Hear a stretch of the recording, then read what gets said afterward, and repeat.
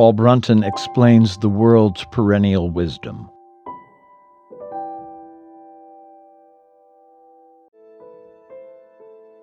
Mentalism, Key to the Spiritual World. Video Series 4, Video Number 6. Presented by the Paul Brunton Philosophic Foundation.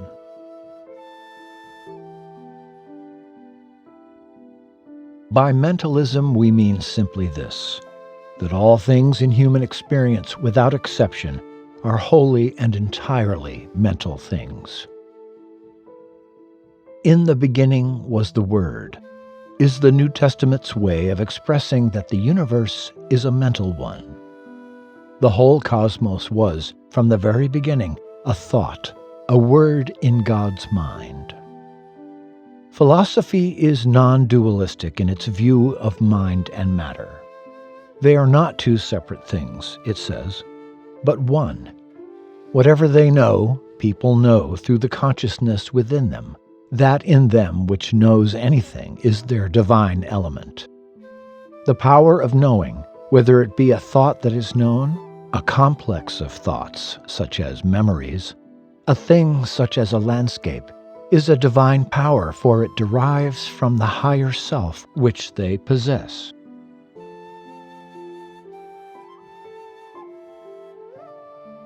The world seems to be out there at a distance, but it is actually here within consciousness.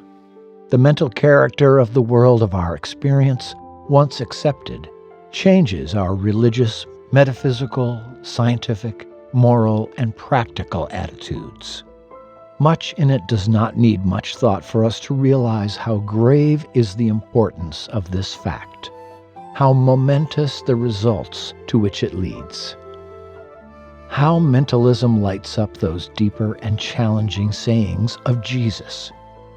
The kingdom of heaven is within you, is then seen to be both a joyful proclamation of spiritual hope and a statement revealing a little-known fact. It proclaims a heavenly existence as being within reach of the mind that is the real human, and it tells of such existence being hidden within the mind itself. Heaven is then no far-off place or no post-mortem condition, but a state attainable in this life.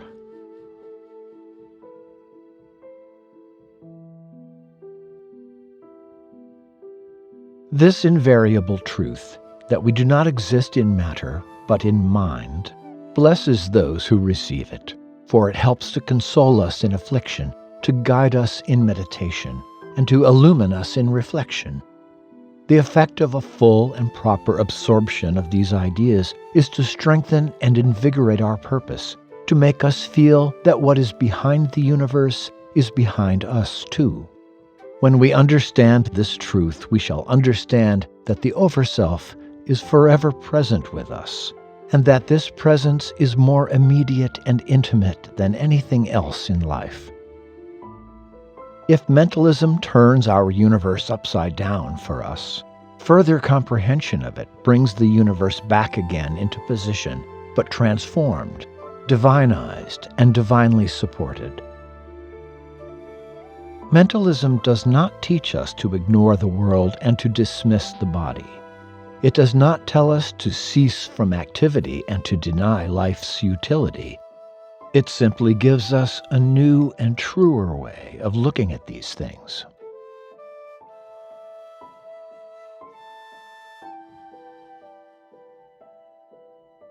The world looks just as it did before, being understood for what it is.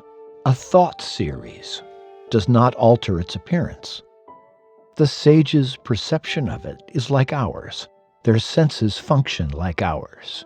But they know that their experience of it depends on the ever-presence of consciousness, and they are never without this awareness. The practical message of mentalism is not only to warn us of the creative value of our thought, but also to bid us seek out the source of thought, for there lies our real home, and there we must learn to dwell habitually.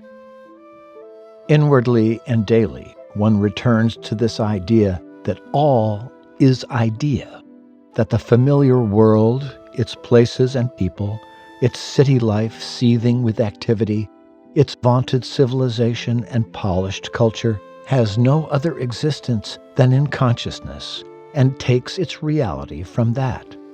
So, to become conscious of consciousness, detached from its productions, thoughts, is our task, draws our strength and devotion.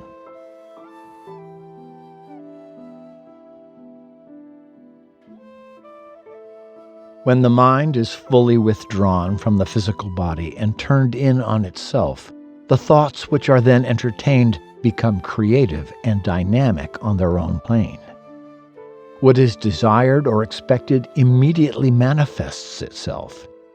It is a wonderful dream world where imagination rules supreme and assumes the fullest reality, externalizing itself instantaneously and bringing you face to face with your own thought as though it were something outside of you. You begin to be about your Father's business when you begin to seek life in mind, not in matter. You begin to perceive for the first time the inner nature of people and the inner purpose of events.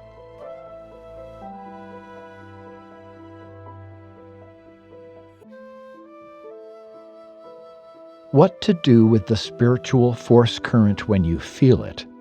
It should be mentally directed into any channel you think advisable or towards any person you wish to help. It will not, however, be wasted if you fail to do so, because it will be drawn upon without your conscious knowledge by those who look to you and think of you when they need the inner help. If, however, you deliberately direct it, it will naturally have much more possibility of reaching this objective successfully and effectively. Those who understand that every object and every person they see around them is separate only in appearance and appears so only through the unexamined working of their mind are becoming ripe for realization.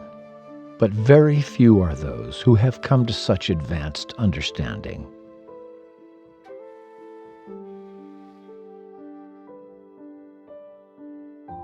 Whoever can understand that substance is inseparable from life, and that life is inseparable from mind, whoever can intellectually perceive that the whole universe itself is nothing less than mind in its different phases, has found the theoretical basis for an appreciation of the wonderful possibilities which dwell behind human experience.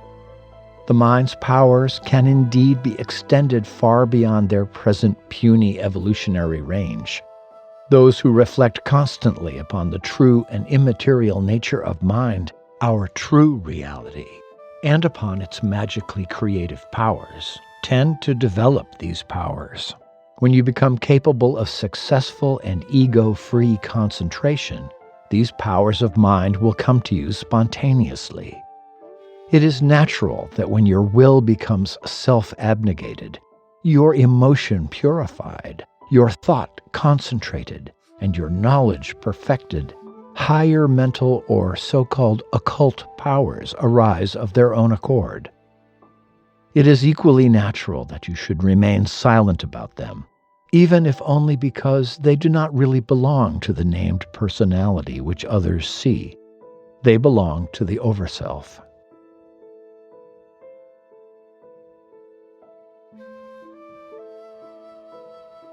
The human body is a part of consciousness, indeed a major part. But consciousness itself is only a part of a larger and deeper consciousness of which we are normally unaware. Yet it is in this mysterious region that the creative origin of the body idea lies. If the ordinary I cannot make the body keep well by merely holding the thought, this is because the creative power lies in an I which transcends it. The ego which identifies itself with the body thereby stultifies its latent powers. But as soon as it begins to identify itself with pure mind, certain powers may begin to unfold.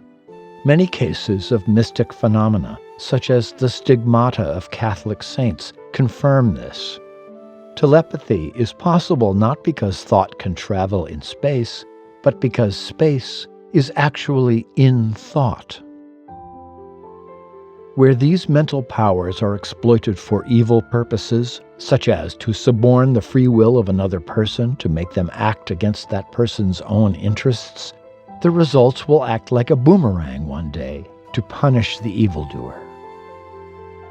Whoever develops these powers of the Overself must develop a strong sense of responsibility with them, an awareness that they have been entrusted to them as to a custodian. The grace which allows them can also disallow them.